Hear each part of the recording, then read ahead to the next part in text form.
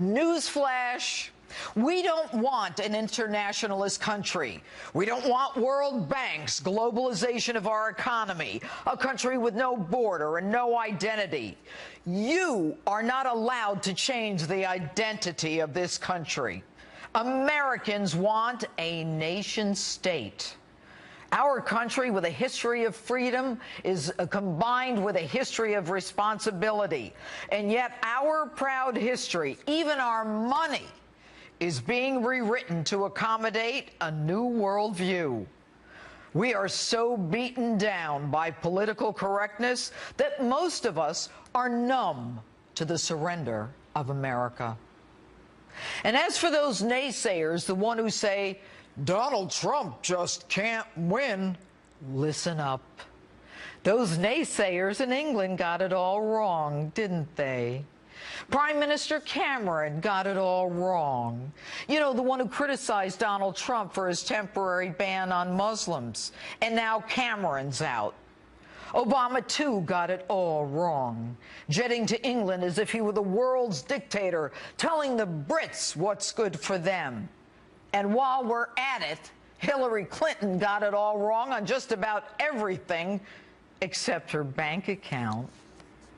When the President of the United States, a country founded on the Judeo-Christian ethics, tells Christians at a prayer breakfast, no less, to get off their high horse after Christians get their heads cut off, not even willing to mention Islamic extremism, when the President of the United States allows hordes of immigrants whose names, let alone backgrounds, we don't even know, while ISIS proudly announces that they're infiltrating these refugees, when states are not even notified who the federal government is sending to live in their neighborhoods, flying in unknowns from Central America and the Middle East en masse, and they demand Sharia law in place of American law, then we are in the wilderness, folks. And I don't want to hear that Americans need to be more humble, that we need more humility, that my free speech needs to be tamped down so as not to offend another's religion. Nowhere does our Constitution say we cannot say something about another's religion. Nowhere does our Constitution say we cannot say anything that offends others. And by the way, where does it say I can't have a gun? Do not use our Constitution against us while you use the same Constitution to shield those who violate our laws, showering them with all the rights and benefits, but none of the responsibilities. When our president's first response to an American getting his head cut off is to show up in a golf cart and then keep on golfing, when he is and his attorney general's response to Americans being killed by Muslim terrorists is to stand up for Muslims, then it's time to take our country back. And don't tell me that to not take these people in is not who we are. I know who we are. My grandfather was a part of the greatest generation that stormed that beach in Normandy. My dad saw the plume in Nagasaki and later died early because of it. No, you don't preach to me.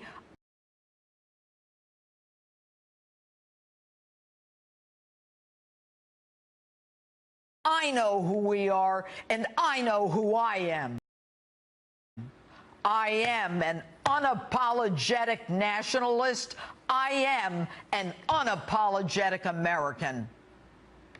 And that Statue of Liberty that says, give me your tired and your poor and your huddled masses, we never had a problem taking them in from the beginning. We're the most generous country in the world. As a judge, I've sworn in newly naturalized citizens for years and have never been more proud of immigrants and America. But they do it legally. They have to swear allegiance to America, follow our laws, and they cannot be exempt from arrest because of their illegal status, as they now are in sanctuary cities. Even the Supreme Court had to stop the president who attempted to ban the deportation of 4 million illegals and give them an automatic right to work here. Folks, when a man running for president proudly carries with him the sword of socialism, and when a woman running for president accepts money from countries that kill gays and stone women to death for her family's so-called charity, when their holdings are invested in the Cayman Islands and her husband is middleman to some of the world's biggest deals as they feather their nest at the expense of America, it is time to take the country back. So no, I don't believe in globalization. I don't believe in this internationalist mumbo-jumbo hogwash. I don't believe in self-denigration. I believe in our nation state. I believe in our borders. And I believe in the law, the Constitution, and the Declaration of Independence that outlines the character of the people and who we are. Every week, I speak to you in front of a backdrop. But it's so much more than that. It's the American flag. It represents the spilled blood and treasure of those who gave up everything for this great nation. It stands for freedom, equality, and justice. And I'm damn proud of it. And that's my open. Tell me what you think on my Facebook page or Twitter, hashtag Judge Jeanine. And joining me now is the co-host of The Five, Juan Williams. Good evening, Juan. Nice to have you on the show tonight. How are you? I'm great. The weather is great. Good evening, Judge Jeanine. Your opening statement was strong. Yes. All right, let's talk about Brexit. I appreciate that. So I won't let you hit me right off the bat, Juan. No. What do you think is happening with Brexit, Juan, and the fact that, you know, the Brits decided to exit the EU? What was that about? Well, I think there are a number of things to say here. One is I think you have a lot of people reacting to the immigration issue that we know is very high on their agenda. And secondly, the impact of the loss of so many jobs, especially in Britain. You've had a terrific, recession. They got hit much harder than we got hit here in the United States. Their unemployment is much higher. So I think you have those factors playing. But to pick up on what you said in your opening statement, anybody in this country who thinks, well, gee, we're so different, they might be whistling past the graveyard, Judge Jeanine, because you look at the polls over there, the polls were wrong. You look at the anti-establishment fervor over there. I see a lot of it over here. And when you stop and think about, you know, even the history, remember, Margaret Thatcher won and brought conservatism to Great Britain. The next year, it was Ronald Reagan right here in the United States. But where I think you're off a bit is our electorate is much different over there. They don't have the diversity. The working class there is almost all white, while the working class here has lots of Latinos Juan, and that's black a great people. point. That's a great point. We are more diverse, but you know, but it was about London, almost, you know, the urban, you know, more cosmopolitan versus the other areas. But you know, London and the Brits have a big immigration issue too, so they're not as homogenous as they once were. But isn't there a worldwide reaction to this immigration thing, this lunacy of, you know, no borders anymore? And I know you're not a Trump fan, and you know I am a Trump fan.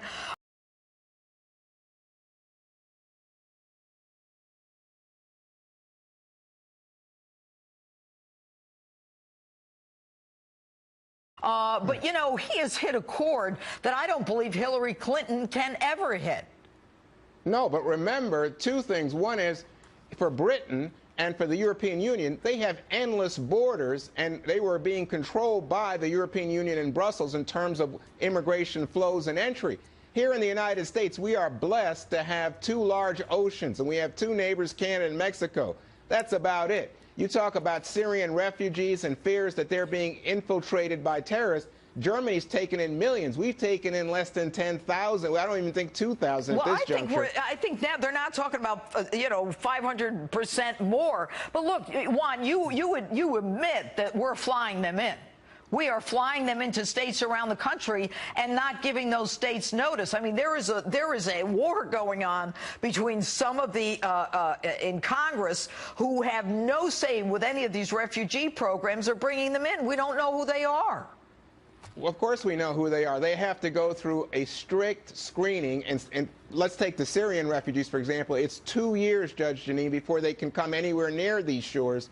So we do know who's coming. But I think, to your point, you look at what happened down in Orlando or San Bernardino. Those people were born in the United States. What we don't know, what we can't control is the kind of poisonous I'm coming ideology. up against a break, Juan. Here's the thing. The head of the FBI said if we've got no database to match them to, and if they're good and they say I'm not a terrorist, we let them in. Let's stop kidding each other. I mean, there is this naivete that we have, Juan. No. Look, you screen people, you go back, you talk to neighbors, you look at their work histories, you look at their educational. You're going to go back to Syria? You're going to call Assad and say, hey, did they kill anybody lately? Come on, Juan. It's good to have you on the show, Juan. Thank you. My pleasure, Judge. Good to be with you. Another bad week for Hillary Clinton as we learned that the presumptive Democratic presidential nominee failed to hand over a key email to the State Department. Ain't that shocking? With me now is American Center for Law and Justice Chief Counsel, my friend Jay Sekulow. Hey, Jay, how are you? Hey, Judge. How are you? So good. Everybody's fed up with the email thing, but every week there's something coming in that contradicts something else that she said. Tell us about the significance of the particular email that was the bad news for Hillary this week. Well, and this was because the narrative that Secretary Clinton has given since the beginning of this scandal when it first erupted was that she never received emails that were marked classified. They may have been marked classified after the fact, she said, but she had no knowledge of that. Well, it turns out, of course, that there were emails received that were marked, in fact, classified. So what has happened is the narrative that she started from the outset has been consistently proved to be incorrect. And again, you know, Judge, you and I talked about this the other day, and the fact is the Inspector General's report is the indictment. If there was going to be an indictment, it would be the Inspector General's report, which really destroys the entire narrative, including the narrative that she relied on legal counsel from the State Department, their lawyers. She did not. The lawyers said they didn't know anything about this until it was in the media. So that, I think it's showing the depth of the inconsistencies. But the problem, of course, is will the FBI make the recommendation, but then will the and you know my thoughts on that because she emailed the president on this unsecure server, classified information. The president is complicit. Her first witness is, for the defense, is Barack Obama. We would have a constitutional crisis. There's no way they're going to indict her for that. I think it's the foundation they can get her on. But let me ask you about this. You know, she is so secret. If the FBI can show through its forensic analysis of the deleted emails that what was deleted is the connection between her doing favors for China and Russia and Uzbekistan and Saudi Arabia, while at the same time they were given money, then an indictment should be forthcoming. Well, this is the, you know, of course, this is the aspect you know as a judge and I know as a lawyer, litigator. The fact is the FBI goes where the evidence leads. And here in this particular situation, you've got the unusual situation where a Secretary of State and at the same time her husband and their family have the foundation. And the foundation apparently has been receiving gifts from a variety of governments, many of which have horrible records on human rights issues. But if, in fact, there was a quid pro quo, and the Supreme Court's going to decide a big quid pro quo case tomorrow, probably Monday, the fact is that could be the real Jay, here's the bottom line. People don't care that she talks out of both sides of her mouth, that she's in favor of women while she's got, you know, the team that trashes all the women that her husband fooled around with and did worse. But what they do care about is the pay for play. If they were making money at the expense of Americans and our interest, if Russia has you 20% of our uranium because Bill Clinton, as a middleman, was able to cut a deal with Canada and Uzbekistan, where a guy over there was actually indicted for the deal himself, then, you know, then I think shame on them if they don't do it. But what about Democrats? I mean, you know, they got to be smarter than this. She won't hand over her Wall Street speeches. Now we find out she met with Steve Schwarzman, Blackstone, and the CEO of all these major companies and banks, world banks, and dropped that information and left it off her calendar. And I think here's what you've got, and you said this in your opening statement. The fact is that whole approach that the DNC is utilizing right now was thoroughly rejected in the United Kingdom as they pulled out of the EU. That same sentiment's here. The question will be, of course, politically, can Donald Trump take that sentiment and turn it into votes at the ballot box? But I think the vulnerability, clearly, on the issues, when you look at and you talked about immigration, and I'm the grandson of an immigrant, so my grandfather came in through Ellis Island.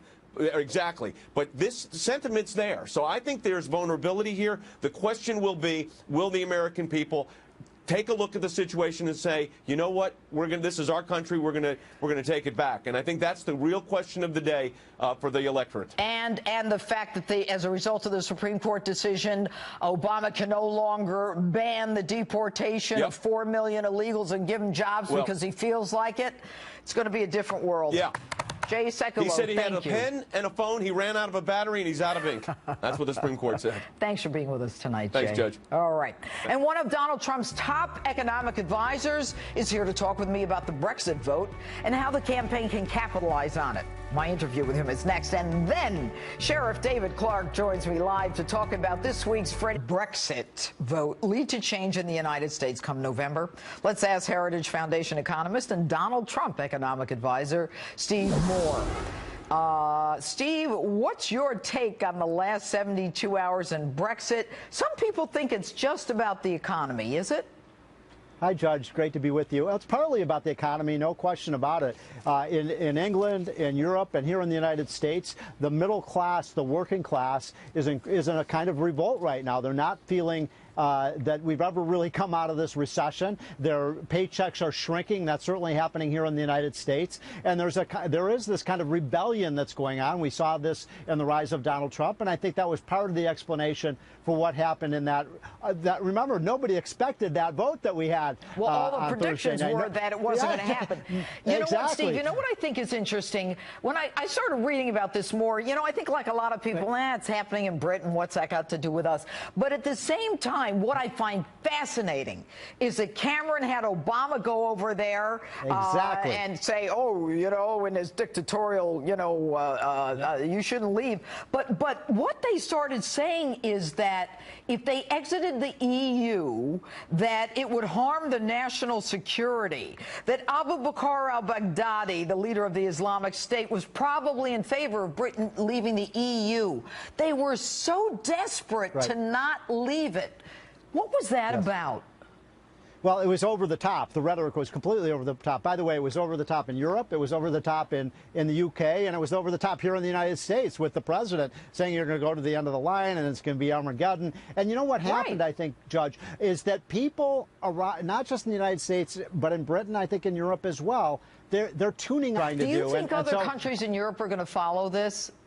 I do. I think you're going to see. Well, that's a good question. Greece? The question is what happens to Germany, because Germany's paying all the bills over there, right? And so there's real anger there. Angela Merkel, she invited him in. Let her pay the bill. Exactly. But you said Greece. Greece will never leave the EU because they're the ones who are collecting all the money. So they want it. But one of the things that upset the British citizens is their net payers. They have to spend I learned this from Fox News, $10 to $20 billion a year from the British taxpayers go over to Europe, and people said, I'm sick of that. And I think you're seeing the same thing here in the United States. Remember where Donald Trump says, why are we paying all the costs for NATO? Why isn't Europe paying for their own defense? I never realized it, but apparently they're only paying 4% or something absurd. The other NATO members were paying like 96% of that. That's bizarre. But this scaremongering, and it isn't really about big business, big banks, the establishment, being able to continue to pull the strings on the working man? No question about it. Yeah, this was a workers' class revolt, and I loved did you see the headline in the New York Post this morning, Judge? Power to the people. Yeah, I had it in my open, Steve. I know. Well, it was fantastic. And I think, we're seeing the same dynamics happening here, where I saw it in the Republican primaries, where a lot of the Republican voters, they just didn't believe what these professional politicians were saying. They've been lied to. They think Washington is corrupt. By the way, I'll just give you one amazing statistic. 3 of the 5 wealthiest counties in America are in Washington, D.C. Now, how did that happen, Judge? We don't produce anything in Washington. All we do is have lawyers and politicians, and yet we get all the money. All right, Steve Moore, thanks so much for being with us tonight. See you soon. All right. Street Justice takes on the congressional sit-in, and that's ahead. But next, the historic vote in England and the new details in the Clinton investigation. I'm talking about all of it and the impact of the race for president with my political... And this very busy news night. Trump, Hillary, Brexit. So much to talk about. Let's get right to it with my all-star political panel, American Conservative Union Chairman Matt Schlapp and former senior aide to Democratic Senator Charles Schumer, Chris Hahn. Chris, where are you? I am in West Babylon, New York, out on Long Island. Oh, all right. Well, you're in the Hamptons. All right, Matt, Brexit, who does it benefit, Trump or Clinton? Trump, absolutely. You know what Hillary Clinton's campaign slogan is? Stronger together. What was the slogan of those who wanted to stay in the EU? Stronger together. There are so many themes that parallel what's happening in the UK and what's happening here. It's really interesting. Well, yeah, it is interesting, Chris, and I don't think you can deny that this is something that doesn't benefit Hillary. You know what? The fact that she couldn't figure out a statement for a while tells me they were like in the trenches saying, oh, my goodness. But let's talk about what happened with this sit-in in Congress this week. Okay, so they have this gun control sit-in. What was the point of that? If they couldn't get enough people to get a signature, to get a petition signed for a vote, they couldn't get the amendments passed, they couldn't get in the House or the Senate. What is this, play acting? I thought it was exciting politics for a couple of hours. I think America really woke up to see that there's no action happening in Congress on a very serious issue. And whose fault is that? I mean, but all politics, Judge, is theater. Okay, and but whose fault is it? Is it the Republicans' fault?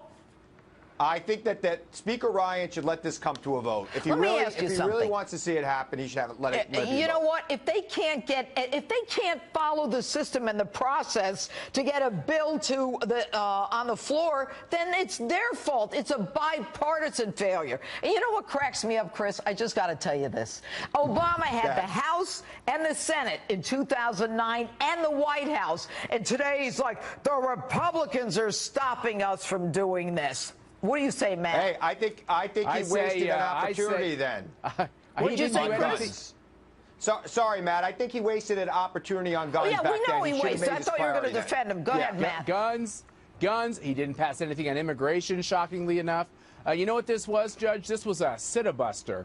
It was people sitting around doing nothing. Well, they do nothing anyway. Do you know why they ended the sit-a-buster? They ended the sit-a-buster because they wanted to catch airplane flights to get out of town, and many of them wanted to go to the congressional baseball game. It was shenanigans and just a ploy from the beginning, and it's why Americans really hate Congress. They do. I got to tell you, walk the street. Wait till you see street justice. They hate them. All right, what about the Supreme Court this week, Chris? Bad week for the Dems again. Supreme Court decision, a 4-4 split, keeps the Fifth Circuit decision in place. The president is trying to block the deportation of 4 million illegal immigrants and give them a license to work. And they said, no way, Jose. Well, you know, bad for the president today, good for Hillary in November. If you're a Latino voter in America right now, you know exactly who's on your side and who you should be voting for. But you know what? I got to tell you. If Donald Trump doesn't get over 35% of Latinos, he ain't getting what if they're illegal? How are they going to vote?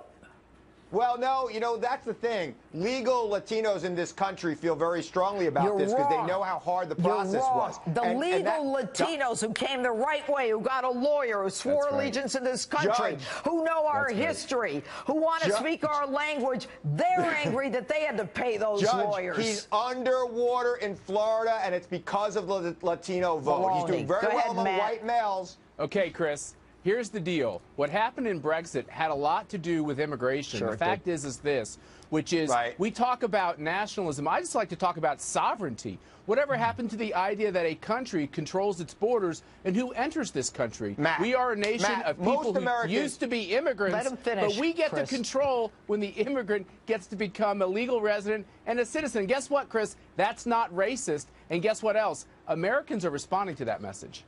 Go ahead, Chris. Most Americans, Matt, including Donald Trump, didn't even know what Brexit was 2 weeks ago. They and know I got to now. tell you something. They know now, Chris.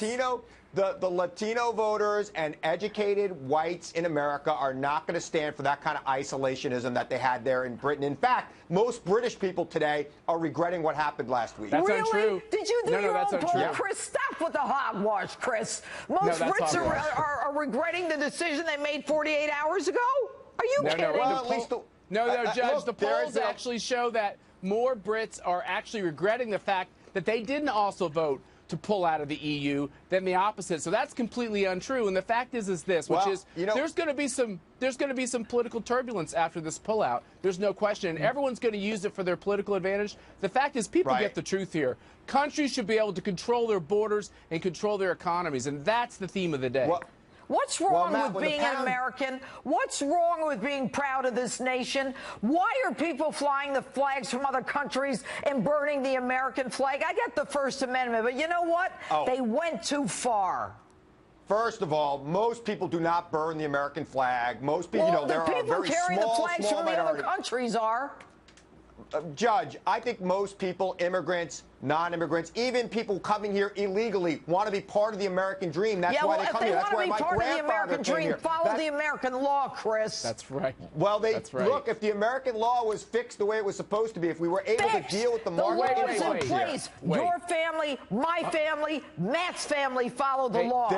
Judge, the fact is this. Not only do we have people here who shouldn't be here, they're here illegally. You know what the courts just showed, and the Supreme Court?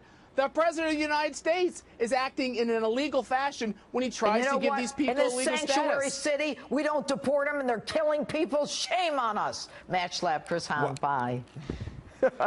Street Justice is still ahead, and next, some Law and Order with Sheriff David Clark. We'll talk about the Freddie Gray verdict this week. Don't go away. He's found not guilty of all charges. That makes him the third officer in that case tried without a conviction. Meanwhile, there are growing calls for prosecutor Marilyn Mosby to step down and drop the charges against the other officers in this case. Here with reaction, Milwaukee County Sheriff David Clark. Good evening, Sheriff. All right, the Freddie Gray case and what happened in Baltimore is pretty much a symbol of the black community's distrust of law enforcement. And yet here we had a black prosecutor, a black victim, a black defendant, and a black judge. Is this a racist verdict? Not even hardly. Judge, look, this woman, Marilyn Mosby, is drowning in her own incompetency. Justice has prevailed for one of Baltimore's finest yet again. Look, you're a former prosecutor, a district attorney. You never would have charged this case. You were a judge. You sat and heard these types of cases. You would have dismissed this too. Keep in mind that Marilyn Mosby, before she became the state's attorney in that county in Baltimore, has never charged or prosecuted a homicide case. That's right. She does not know anything that goes into this. I investigated homicides. The woman was an insurance lawyer. Did you know that, David? Right. She was an insurance lawyer. And within 24 hours of getting the autopsy report, she says, it's a homicide, we're going to indict. And then she says, I hear your call, as if she's the queen who's going to come out and calm the masses. What's going on in this woman's head? Well, she weaponized the prosecutor's office there looking for a political end. She went on a witch hunt looking to hang one of Baltimore's finest for something that they did not do. I've investigated a lot of homicides myself. I've taken them in for charging. If you were the prosecutor in this, I would have said, Madam District Attorney, we don't have anything here other than a horrible tragedy. There's no criminal intent on anybody's part, and you would have done the right thing. I think right now Marilyn Mosby is going to have to dig down and find the moral courage to do the right thing here. She continues to put up this facade, and the good people in the city of Baltimore have to relive and have this wound open and relive this horrible tragedy over and over and over again because of her incompetence. She promised something she cannot deliver. It's time to let the city of Baltimore put this ugly chapter behind her and let them move forward. I'm asking the Attorney General of the state of Maryland to move in, take this case over, go into a court, ask that these charges be dismissed, and end this horrible nightmare. You know what's interesting, Chief, is Sheriff, I should say, is the fact that when they were put to the test of proving the evidence of this depraved heart murder, they couldn't even prove anything with how many minutes of video they had. The defendant who was in the van, another prisoner, said, nah, everything was fine. And, you know, the guy, there were two minimal infractions, one that involved a wider turn than it should have been, which would have been, according to, you know, the defense, the G-force would have benefited the victim in the case. I mean, does a woman not know how to prove a case? No, she doesn't, because she should have never charged this case. Look, she made this decision even before the investigation was completed by the Baltimore Police Department. That's why I said she was engaging in political chicanery with the law here. And now she doesn't know what to do. She may become the first prosecutor in U.S. history to have a 6-defendant case and go 0 for 6. Well, those are pretty bad numbers. But let me ask you this. Look, as a DA, I ran my office. You know, I had a lot of investigators and cops who worked for me. The most important thing that we can do as prosecutors is to work closely with cops. How do you think it's working in that DA's office for the victim of rape, the victim of larceny, a burglary? I mean, when the cops go into the DA's office, I mean, what's it like? This woman is looking to hang these people with no evidence. How does this impact the community? She's damaged. She has no integrity. This relationship is ruined between her, the community, and the law enforcement officers, Baltimore's finest. That's why I think that she should give up her law license after she pulls out of this. And if not, I think the Maryland Bar Association ought to conduct an investigation and suspend her license. A first-year law student, a first-year person who's in law school would know, Judge, you know this, that they don't have anything to suggest any criminality above the standard needed, especially for a homicide. I've worked homicides. I brought them in for review. It's a very high standard, and most times prosecutors don't take chances with these types of cases. All right, Sheriff David Clark, thanks so much for being with us. And lawmakers take a seat in a sit-in on Capitol Hill, so I hit the streets to talk about it in Street Justice. Stay with us. Sit-in over gun control legislation, a sit-in. They stopped working because they were mad that they couldn't get their way. So I hit the streets for some street justice to get your take on the congressional chaos. Take a look. Okay, what do you think of the congressional sit-in when everybody brought their sleeping bags and sat on the floor in Congress because they couldn't get their way? It's a start. It's a start? No, it's a stop. It's not a start. All right, it's a stop. I mean, get something done already. So you have all these Congress people bringing in their sleeping bags because they can't get a bill passed, and they're kicking and screaming. Is it any wonder they're held in such low esteem? It's not wonder. I mean, that's what they're doing anyways. So what are they doing? They're sleeping.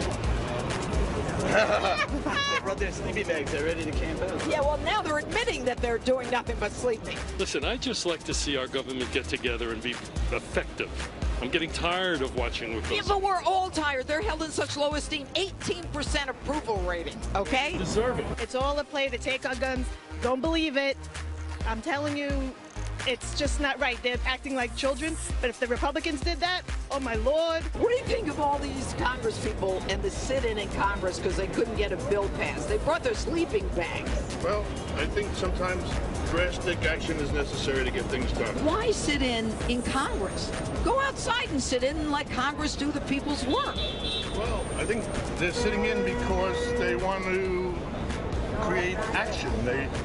And that's the place to be. I mean, doing it outside is not going to probably have as great of an effect as doing it inside. Look at the attention you're giving it. The amazing thing is that they couldn't get a bill passed in the House, the Senate. They couldn't get enough for the amendment, and so they're stopping the people's business in Congress. That's just wrong, isn't it? Totally wrong. Absolutely. It's childish. It's imbecile. Why is Congress held in such low esteem? Because they don't get anything done. What should we do? You're very kind. 18% approval, kick them all out. Kick them all out and get a leader. Do you think we need a leader? Well, we have a leader. I think President Obama is a great guy. His inability to get things done is a question. I don't know why. Inability? The guy ignores the Constitution and decides he's going to do some executive action and let everybody stay. I'm a Republican. I'm a businessman and I'm a Republican. What's wrong with you? There were 2 laws proposed by Republicans and 2 laws proposed by the Democrats. Right. So if each person rejects the other side's proposals, then that's why nothing's getting done. So you say in the drafting. In the drafting process, you have to have something that both parties can get on board with. It might not be everything they want, but it's not everything they don't want. Right. That's how we're going to get something done in this country. Okay. You got to let them go because they're going to do what they're going to do anyway. Yeah. And the more attention we pay to them, the more they're going to do it. Yeah, you're right. Would you say they're losers? I would never call anyone a loser, but I would say, hey, to each their own. They're sleeping and they're sleeping bad. Yeah, in Congress, in Washington. Does that surprise you? They probably wasn't doing nothing in the first place anyway, so, I mean, it's good to get rest. You know, you ain't working, you might well go and get you some rest. We'll be right back.